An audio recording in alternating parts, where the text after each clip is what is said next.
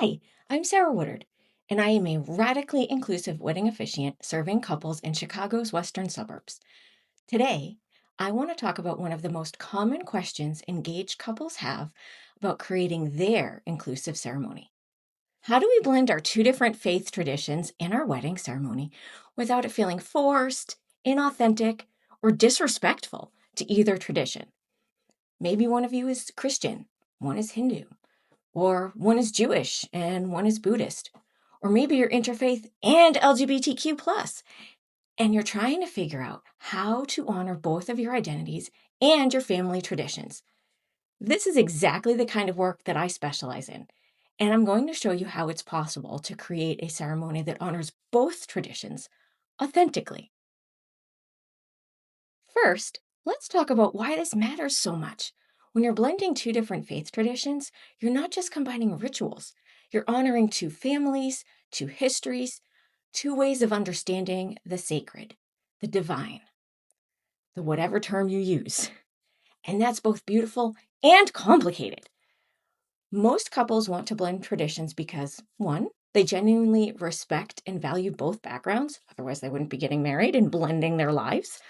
You're not asking either person to abandon who they are or where they came from. Two, you want your families to feel included and honored. Your parents, your grandparents, the community that raised you in these traditions, they matter, and they should. Three, you recognize that your marriage itself is an act of unity. And if your relationship can bridge two different worlds, your ceremony should reflect that. But here's where it gets a little bit tricky. Most officiants approach this one of two ways, and both fall short, in my opinion. Approach one, they pick a few surface level elements from each tradition, light a unity candle, break the glass, call it a day. This is what I call inclusion varnishing.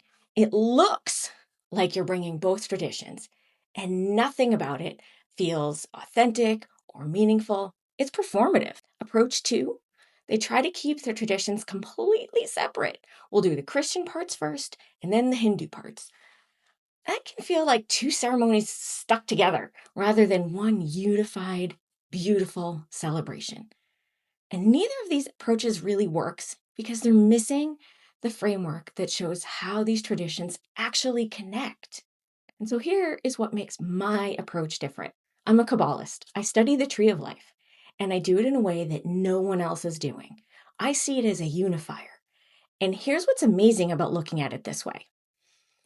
Christianity, Hinduism, Buddhism, Islam, indigenous traditions, Taoism, in total, more than 40 different traditions all map into the same tree of life structure. I've successfully done that.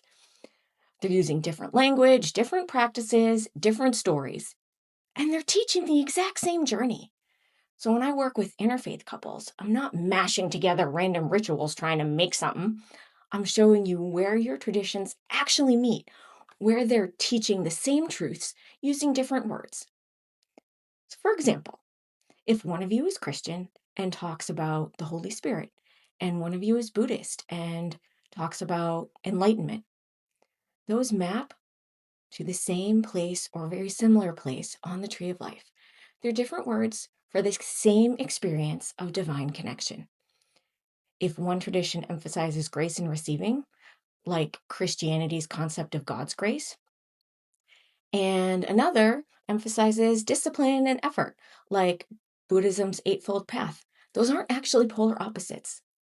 They're two sides of the same process, two ways of accessing faith, and both are necessary.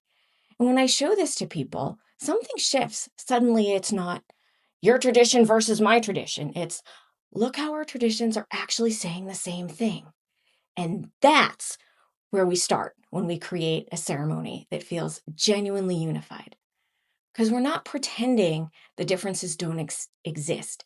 Instead, we understand how they fit together. Instead of trying to awkwardly include both a prayer to Jesus and a Jewish blessing, which theologically just don't fit together, we focus on both traditions and what they teach about covenant. We could use the Jewish concept of the ketubah, the marriage contract, alongside Christian vows about covenant love. We include breaking the glass, which is a Jewish tradition, and the unity candle from Christianity. And then part of the service is I explain how both of those are about transformation. The glass breaks to symbolize that you can't go back to who you were, and the candle lights to show you're creating something new together. Same truth, different symbols, unified ceremony. And so here's another example.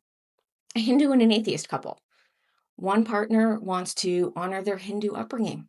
The other wants absolutely no religious language whatsoever.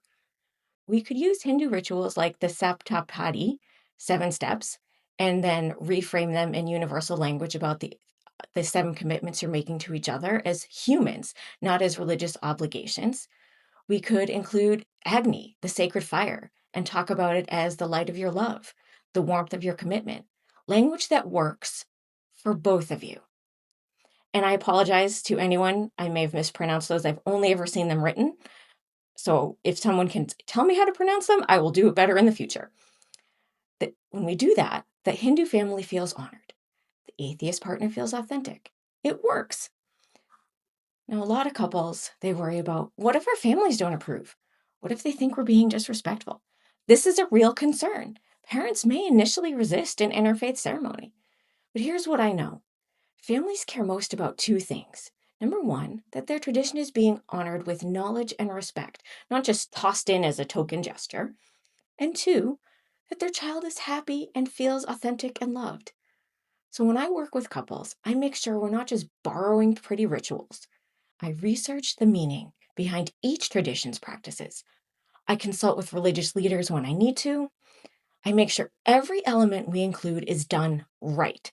And when families see that level of care, when they see that their tradition isn't being watered down or disrespected, that it's actually being woven into something beautiful, most of them come around.